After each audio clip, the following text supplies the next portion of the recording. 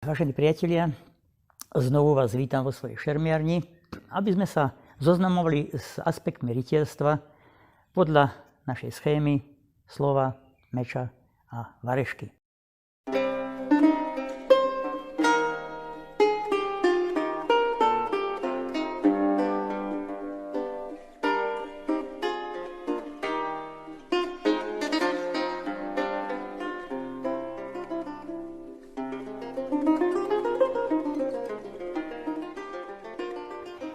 Začneme teda tým slovom, pretože slovo má obrovskú silu. Môže byť úderné, môže byť láskavé, môže byť výstižné, môže byť magické.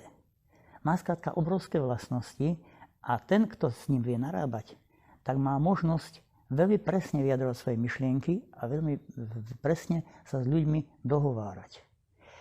Rimania dávni, antickí, mali na to školy. Tam boli skrátka rečnícke školy a človek sa cvičil v rečnice, pretože niektorí ľudia to aj potrebovali k svojmu povolaniu, napríklad politici. A je taká starorímska múdrosť, že ten, kto je rečník, musí vedieť, o čom chce hovoriť, komu to hovorí a kde to hovorí. V stredoveku sa trošku táto múdrosť vytratila, pretože ľudia nemali na to také školy, najmä teda tí, ktorí boli bojovníci, bellatores. A práve preto, aby kultúra komunikácie neklesla, si vytvorili kastu heroldov. Boli to školení ľudia, ktorí rozoznávali erby, ktorí vedeli sa vyjadrovať a tých používali na vzájomné spojenie, pretože tí rytieri nie vždy boli samozrejme takí kultivovaní vo vyjadrovaní a hnev niekedy nie je dobrým radcom. Takže keď niekto napríklad svojmu heroldovi povedal, povedz tomu Panghartovi, že keď s tým neprestane, tak mu nakopem riť a nasadím mu svinské jarmo. A herold predstúpil, vážený môj vznešený pán, si dovolí odkazovať vášmu pánovi, že ak neprestane s týmto nevhodným konaním, víta si svoj meč a zavolá Boha, aby rozhodol o tom, kde je pravda. Samozrejme, tento spôsob utiekania sa k heroldom postupne prerastá do toho, že sa šľachta kultivovala, znovu sa snažila o kvalitu a výstižnosť rečí. A keď vidíme už ten skok z stredoveku do renesancie, tak ja sa opriem o dielo slávneho šermianskeho majstra Marozza, Opera Nova, kde v 5. dieli tejto jeho slávnej práce sa veľmi zaoberá práve otázkami kultivovanosti výzvy. Že výzva nie je len o tom, ako uraziť protivníka vyzvaním na súboj, ale že to musím urobiť tak, aby to bola aj moja sebareprezentácia. A rozoberá tam úžasné odtiene vyjadrovania, že napríklad koľkými spôsobmi je možné niekomu povedať, že je klamár. Napríklad, pane, vy viete, že vaše slová sú nahony ďaleko od pravdy. Alebo, pane, o vašich slovách by sa dalo s úspechom pochybovať. A takto je tam množstvo odtieňov, až sa dostaneme, a tieto, samozrejme, tieto úvodné, tieto, by som povedal, slušné odtiene, nemusia nutne znamenať urážku. Nemusia znamenať hneď súboj.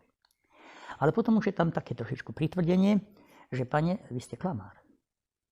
To už je vážnejšia vec, tam už, keď by malo nedôjsť k súboju, už musia zasiahnuť sekundanti a ujednať tam nejaký dohovor, prosbu o prepáčenie a podobne, vysvetlenie. Ale keď niekomu poviete, no vy ste taký hnusný klamár, že ste priamo podliak, tak tam už sa nedá nič, pretože to je ako napľutie do očí. Čiže tam už to slovo podopiera nutný následný skutok, pretože medzi slovom a skutkom je nadväznosť. Najväčšiu dokonalosť vo vyjadrovaní má poézia. Pretože poézia je najdokonalejší spôsob vyjadrenia myšlienky, ale nie definíciou, ale obrazom, pocitom. A to je niekedy silnejšie a výstižnejšie ako akékoľvek presné definície. Hovoril som o tom, že medzi slovom a skutkom je nadväznosť. Áno. Od chvíle, keď dojde k urážke, nastupuje meč. A to je práve ten skutok. Ale o tom sa budeme baviť spolu v ďalšom našom pokračovaní, a síce rozprávanie o meči.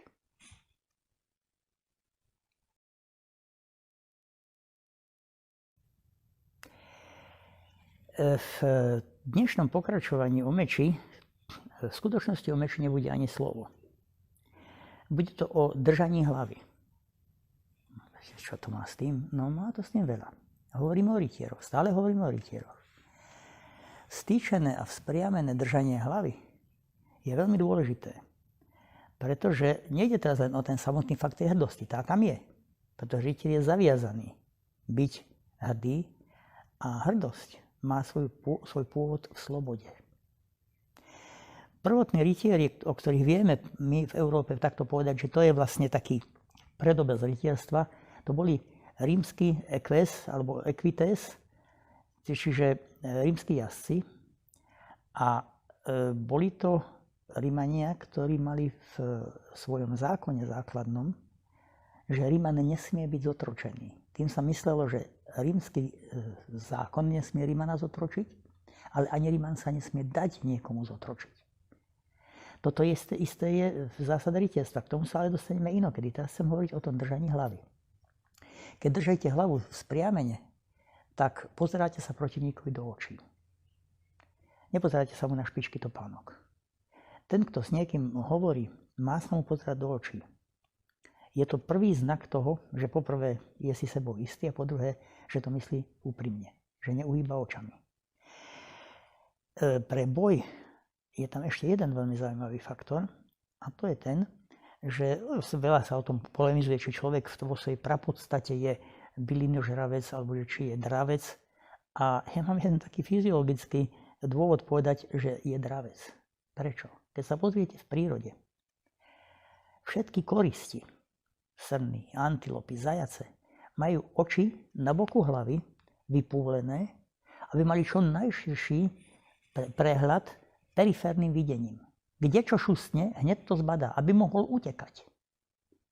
Dravec má oči hlboko vsadené, aby boli chránené, lebo bude bojovať, aby o ne neprišiel, a aby sa mohol zamerať, zacieliť na korisť. Orol, vlk, lev, hlboko vsadené oči, za očnicovými oblúkmi. To dáva prvý signál, chcem sa byť, alebo som ochotný sa byť, ale za to platím. Oko je chránené, ale má zmenšené periférne videnie.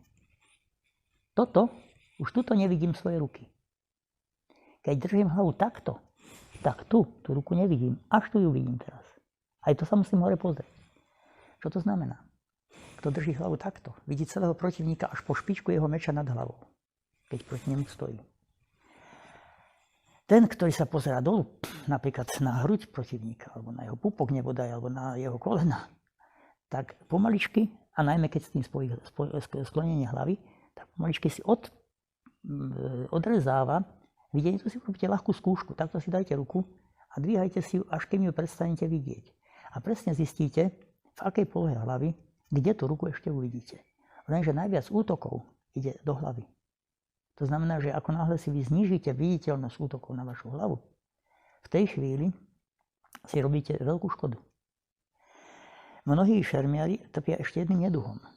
Najmä keď sekajú obojručným mečom. Seknú a zároveň so sekom sklonia hlavu. V tej chvíli, vo chvíli, keď dosekol a náhodou protivníka netrafil, tak je to protivník totálne vydaný na pospad, lebo vôbec nevidí, ako ho ten protivník v tej chvíli šľahne po hlave. Takže toto je výsledok toho fyziologického. No a potom je tu samozrejme ešte taký ten faktor praktický. Čo na protivníkovi v boji máme vidieť, keď už tú hlavu správne držíme? Prvé, čo musíme vidieť, sú jeho oči.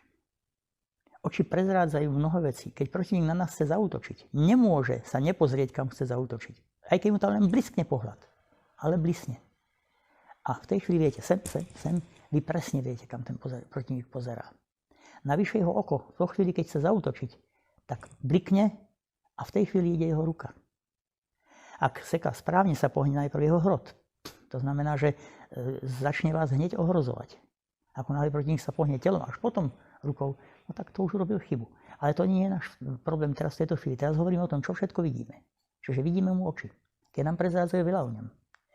Potom vidíme hrot jeho zbrane, pretože ten nás ohrozuje predovšetkým. To je jedno, či bodá alebo seká. Aj tak to bude nakoniec hrot, ktorý k nám príde, keď na nás zaútočí. A potom vidíme celého protivníka ako celok. Na to majú Japonci krásne vyjadrenie, že pozerám cez protivníka, ako keby som sa pozeral na vzdialenú horu. Čo to znamená? Nešpecializujem sa na žiadny detail v jeho tele, ale vnímam ho ako celok. Čokoľvek sa tam zmení, je to pre mňa podnet na reakciu. To znamená, že využívam všetko, čo mi protivník prezrádza svojim pohybom, postojom, pohľadom, všetkým. A to je princíp bojovníctva. Preto toto rytier musí mať vybudované, či už sú ľudia na to nadaní. To je, jednoducho tak sú ľudia rodení bojovníci. A sú ľudia, ktorí sa to musia pracne naučiť. Ale keď sa to nenaučí, sa nikdy tým bojovníkom nestane. Stredoveký výber, a myslím si, že všetkých národností, aj nielen stredoveké, aj staroveky, vždy vychádzal z toho, že najjednoduchšie bolo za rytiera vyvoliť človeka, ktorý na to má. Je ťažšie z niekoho urobiť rytiera, keď na to nemá. Ale keď je statočné srdce, v konečnom dôsledku každý na to má. Len niekto pracnejšie a niekto menej pracne. Takže priatelia, krásne hlavu a nie ako my starci.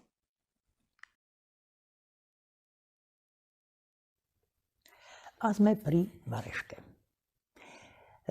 Než tú rímsku varešku namočíme do hrnca, začneme tam niečo miešať a variť, chcel by som vás trošku zoznámiť so spôsobom rímskeho jedenia a stolovania. Prečo to považujem za také dôležité? Jednak samozrejme, ako býva zvykom, nám Rímania zanechali množstvo výrazov, ktoré prešli aj do dnešnej stravy a spôsobu stolovania. Napríklad viete všetci o študentských menzách. Tak menza je v skutočnosti ten stôl, mensa, na ktorom sa jedáva, pretože Rímania jedli v tzv. Triklíniu. To si o chvíľočku ukážeme, spravil som to taký maličký model, ale najprv by som chcel povedať iné. Rímania nám našťastie zanechali dosť slušné podklady aj na túto tému. Ja vychádzam väčšinou z autora Apícia, ktorý zanechal krásnu kuchárskú knihu, ktorá pojednáva od surovín až po prípravu všetkých možných pokrmov, všetkých druhov. A samozrejme je tam obrovská inšpirácia. To si ale potom ukážeme až pri ďalšom pokračovaní, pretože najprv by som sa chcel pridržať toho, ako Rímania jedli a ako pili. Prvá vec, čo je, že Rímania jedli rukami.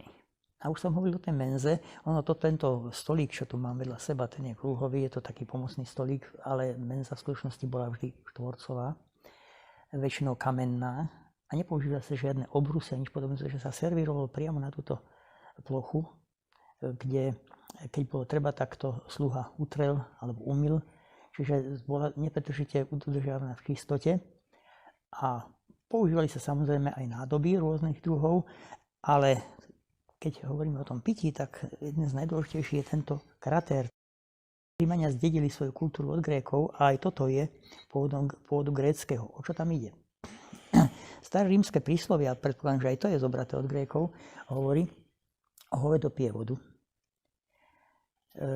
barbar pije čisté víno, ale civilizovaný Ríman si víno s vodou riedí. To znamená, aby mohol popíjať a dlho popíjať, pretože oni radi dlho stolovali a neopil sa, pretože opitosť sa nepovažovala za dobrý nápad civilizačný, tak si to víno riedil vodou a tým vlastne predlžoval ten pôžitok z pitia vína tým, že sa udržiaval relatívnej triezvosti. Ďalšia vec, čo je dôležitá, tu mám rímsku lyžicu. Rímska lyžica oproti dnešnej je zaujímavá jednou vecou. Tento picháčik na konci. Totiž človek riedke substancie požíva lyžicou, či už polievka, alebo omáčka, alebo čo, ale keď si chce dať nejaký kúsok mäska, aby nemusel nejaké mazlavé sústo chytať do rúk, ktoré by si potom musel niekde čistiť, samozrejme otrok príde, on si umie ruky, ale toto je také pohodlné, že si naďubne ten kúsok a dá si ho do úst. Čiže rímska lyžica je veľmi univerzálny druh príboru, ale samozrejme ešte idem k tým nádobám. Okrem teda kratéru je tu štandardný rímsky pohár, ktoré tak trošku kopírujú vždy ten základný model, aby tam boli teda tie dve uši, chytím tu, je to jedno, pohodlne sa napijem. A potom sa ešte v Ríme používali a prežívali ešte tzv. Ritóny, aj keď tie sú už trošku archaické, pretože tie sa používali vlastne na celom prostredí antickom. Jednak ten kráľovský roh je veľmi praktický a hygienický, ale jednak bývali často samozrejme zo vzácnych kovov, celokovové. A vidíme tu dosť častý model, a to je barania hlava. To je orientálny znak nebeského ohňa. Takže ritóny sa používali pomerne dlho, hoci už väčšinou v Ríme sa prechádzalo na tento druh nádob. Samozrejme žbány, všetko možné, vázy, lebo stoly boli vyzdobené. A k tomu triklíniu, o ktorom som hovoril, by som sa chcel ešte vrátiť, pretože tu som spravil taký maličký model. A čo je na ňom zaujímavé? Prvá vec, čo je, že vidíte, že tí ľudia ležia pri tom, v takom pololežadní, a opierajú sa o lakeť. To znamená, mali voľnú len jednu ruku. Jednou rukou jedli, dávali si do úst, popíjali a tá druhá ruka im slúžila na to, aby si robili relatívne pohodlie. Druhá vec, čo je, keď si pozriete, ako tu tí ľudia ležia, tak vždy tak nejak od kolien ďalej za osobou, s ktorou spolu stolujete, sú vaše nohy. Oni síce boli čistotní, aj bol zvykom hostovi pri príchode do domu umyť nohy, ale vieme dobre, že telesné pachy sú všelijaké a keď sa niekoľko hodín stolovalo, tak tie nohy by mu pod nosom nemuseli práve voňať. Tak týmto sa tomu zabránilo, pretože tie nohy sú už ďaleko za spolustolovníkom. Ďalšia vec, čo je zaujímavá, je tá, že všetci takto majú rovnaký prístup k menze, teda k tomu stravovaciemu stolíku. Jedna strana je ale voľná, preto je to triklínium, že tam traja pri jednom stolíku jedia, pretože z tejto strany prichádza obsluha, či už je to domáci pán, ktorý je chudobnejší človek, alebo je to otrok v prípade bohatých, a teda má tam voľný prístup na prinášanie jedál, odnášanie jedál, čistenie stola a podobne. No a samozrejme, Rímania jedávali podľa modelu ab ovo ad malo. Čo to znamená? Od vajca po jablko. Prvé jedlo bývalo vždy vaječné jedlo, a posledné jedlo bolo jablko. Keď priniesli jablko, bolo jasné, že koniec hostiny. Takúto hostinku si v maličkom meradle spravíme na budúce.